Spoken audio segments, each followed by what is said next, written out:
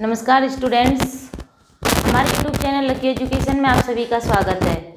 हमने स्वर संधि की सारी संधियां लगभग कंप्लीट कर ली हैं, लेकिन ये लास्ट में हमारी जो प्रकृति भाव संधि जो रह जाती है इसको हम थोड़ा सा देख लेते हैं। वैसे आती नहीं है एग्जाम में, लेकिन कोर्स में इसका नाम दिया हुआ है कि स्वर संधि के अंतर्गत ये प्रकृति भाव संधि भी आती है, तो इसकी हमें थोड़ी सी नॉलेज भी होनी चाहिए। तो अब तक हमने संधियों के बारे में पढ़ा था, स्वर संधि, व्यंजन संधि और विसर्ग संधि।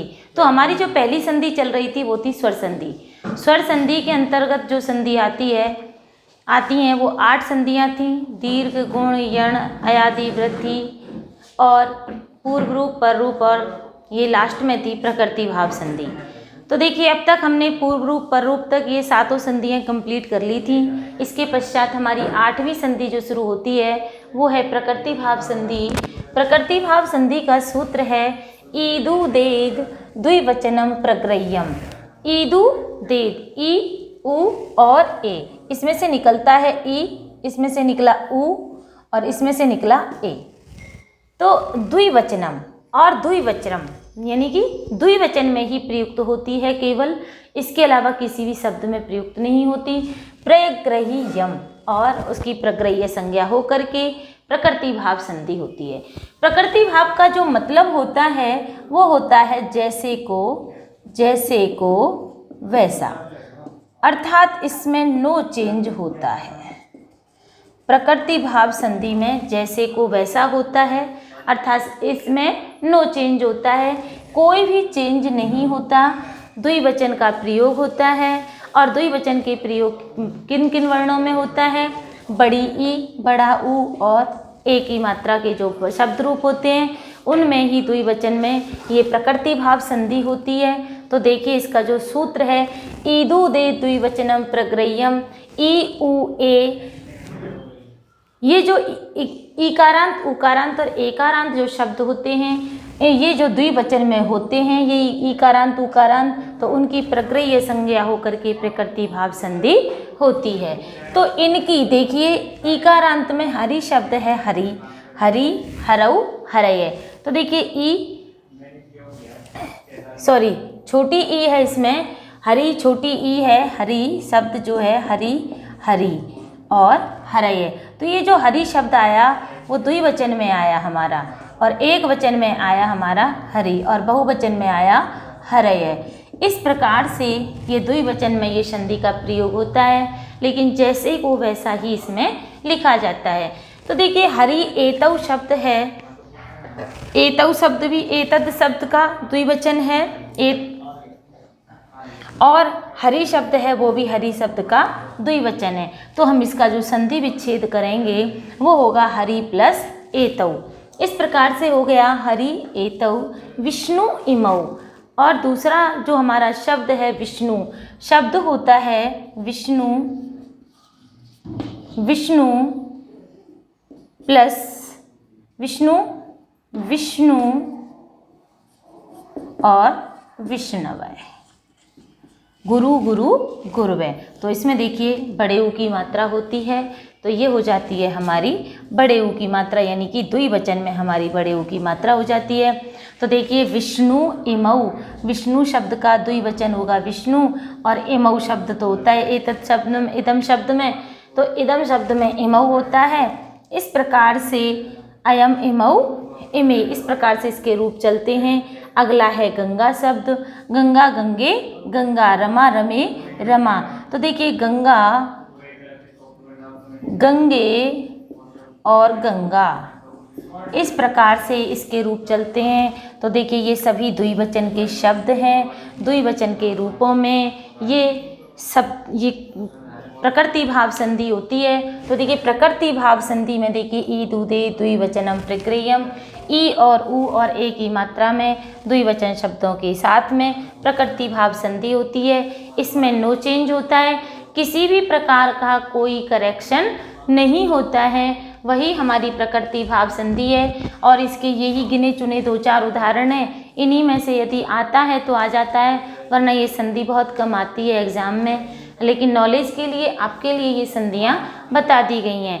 तो देखिए, अब हमारा आगे का चलता है। तो देखिए, हमने अब तक सारी संधियां स्वर संधि की कंप्लीट कर ली हैं। हम एक बार उनका रिवीजन कर लेते हैं। तो दोबारा से मैं आपको समझा देती हूँ कि संधि किसे कहते हैं।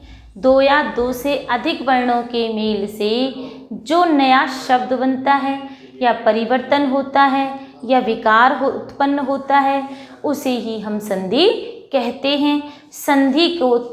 संधि के 3 प्रकार होते हैं, स्वर, व्यंजन और विसर्ग संधि। इस प्रकार से हमारी ये 3 संधियां होती हैं। और हमने एक बहुत अच्छी चीज़ पढ़ी थी कि संधियों में कितने प्रकार से परिवर्तन होता है। तो हमने पढ़ा था संधियों में 3 प्रकार से परिवर्तन होता है।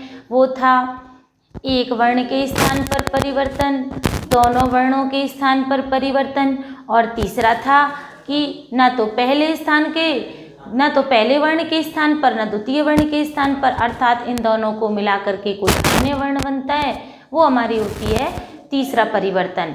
इसके पश्चात हमने स्टार्ट की थी कि स्वर संधि की परिभाषा और स्वर संधि के भेद, जिसमें हमने स्वर संधि की परिभाषा में पढ़ा था कि स्वर संधि किसे कहते हैं। स्वर संधि 2 या 2 से अधिक अचों के मेल से बनने वाला नया वर्ण ही स्वर संधि कहलाता है, नया शब्द स्वर संधि कहलाता है। जैसे स्वर संधि के भेद थे, हमने 8 पढ़े थे, जिसको हमने 2 भागों में बांटा था कि एक वर्ण के स्थान पर परिवर्तन केवल, तो वो यण और अयादि में होता है। तो हम सबसे पहले यण और अयादि के बारे में जानते हैं। यण संधि में इको यणची सूत्र होता है। यण संधि में इको यणची सूत्र होता है, जिसमें इक के स्थान पर यण हो जाता है, अर्थात ई, उ, री और लिरी। इनके स्थान पर या, वा, रा और ला आदेश हो जाता है। इसे हम यण संधि कहते हैं। अगली थी हमारी अयादि संधि। अयादि संधि में हमने पढ़ा था सूत्र एचो, अय, वा, या, वह, अर्थात एच प्रत्याहार के वर्णों के स्थान पर क्रमशः अय, अव, आय और आव आदेश हो जाता है, वहाँ अयादि संधि होती है।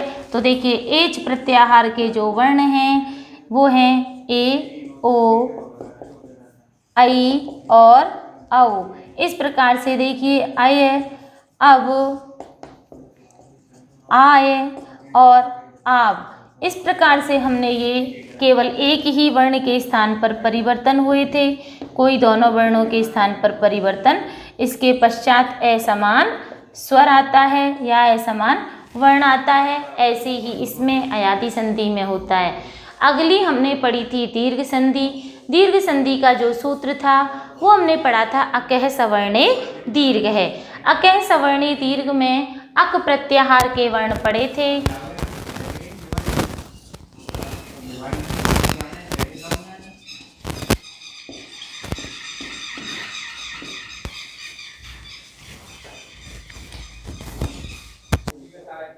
तो हमारी जो चल रही थी, पहली थी हमने जो करा दी यण, और उसके बाद अयादि हो गई। अयादि के बाद थी हमारी तीसरी अकह सवर्णे दीर्घ संधि। तो दीर्घ संधि का मैंने पहले भी आपको बताया था कि हमें सूत्र याद होना चाहिए। सूत्र में ही संधि का नाम होता है, और संधि के नाम के साथ साथ हमें उसके संधि विच्छेद का भी पता चल जाता है, और हमें संधि करने में हर प्रकार की आसानी हो जाती है। तो देखिए ये अकह सवर्णे जो दीर्घ है, इससे पता चल रहा है कि अक प्रत्याहार के बाद में यदि सवर्ण समान वर्ण आए तो उनका दीर्घ आदेश हो जाता है। जैसे ए प्लस ए, ये समान वर्ण है, उसका बड़ा हो गया।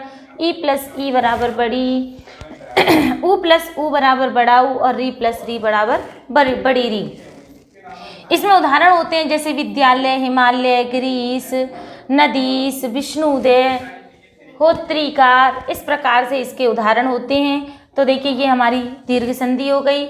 इसके पश्चात है हमारी 4th नंबर पे गुण संधि। जो गुण संधि है उसका सूत्र होता है आद गुणे। आद गुणे, इससे पहले मैंने आपको अधेन गुणे भी बताया था। पहले इसकी गुण संज्ञा होगी और गुण संज्ञा के बाद में गुण संधि होगी।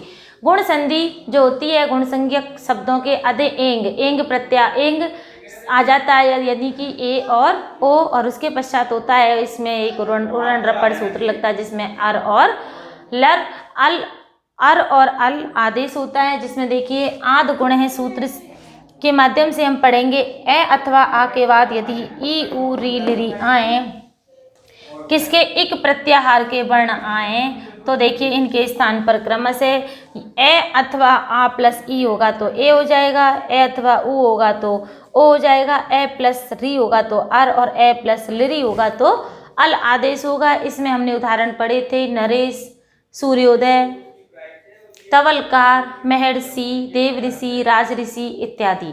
तो इस प्रकार से ये हमारी यहाँ गुण संधि हो जाती है। गुण संधि के बाद हमारी 5वें नंबर पे जो संधि है वो है वृद्धि संधि। वृद्धि संधि के भी हमने 2 सूत्र पढ़े थे, दोनों ही संधियाँ सेम हैं। ए अथवा आ के बाद में इसमें तो एक प्रत्याहार के वर्ण आते हैं और इसमें एक प्रत्याहार के वर्ण आते हैं ए अथवा ओ, यानी कि तो देखिए इसमें जो वृद्धि रेची एच प्रत्याहार के जो वर्ण हैं वो एच प्रत्याहार में जो वर्ण आते हैं वो हैं ए, ओ, आई और औ। इस प्रकार से ये वृद्धि संधि यहाँ पर हो जाती है। तो वृद्धि संधि किस प्रकार से होती है वही देखो। ए अथवा आ के बाद यदि एच प्रत्याहार के वर्ण आए, ए आई आए तो बड़ी आई यानी कि वृद्धि आदेश हो जाता है, और इसके बाद ए आ के बाद यदि ओ औ में से भी कोई सा भी वर्ण आए तो औ आदेश हो जाता है। यह कहने का मतलब ये है कि ये एक चोटी वाली संधि मानी जाती है और वृद्धि संधि 2 चोटी वाली संधि मानी जाती है। आंख बंद करके हमें ये समझ लेना चाहिए कि जिसमें एक मात्रा हो वो तो हमारी गुण संधि है, और जिसमें 2 मात्राएं आए अर्थात 2 चोटी आए तो वो हमारी वृद्धि संधि हो जाती है। तो वृद्धि संधि के पश्चात हमारी अगली संधि आती है पूर्व रूप संधि। पूर्व रूप संधि में का जो सूत्र है वो हमने पढ़ा है एंग पदांता दति। एंग पदांता दति में देखिए एंग प्रत्याहार के बाद में यदि आ आए तो उसका पूर्व रूप आदेश हो जाता है। पूर्व रूप यानी कि पहले वाला रूप हो जाएगा।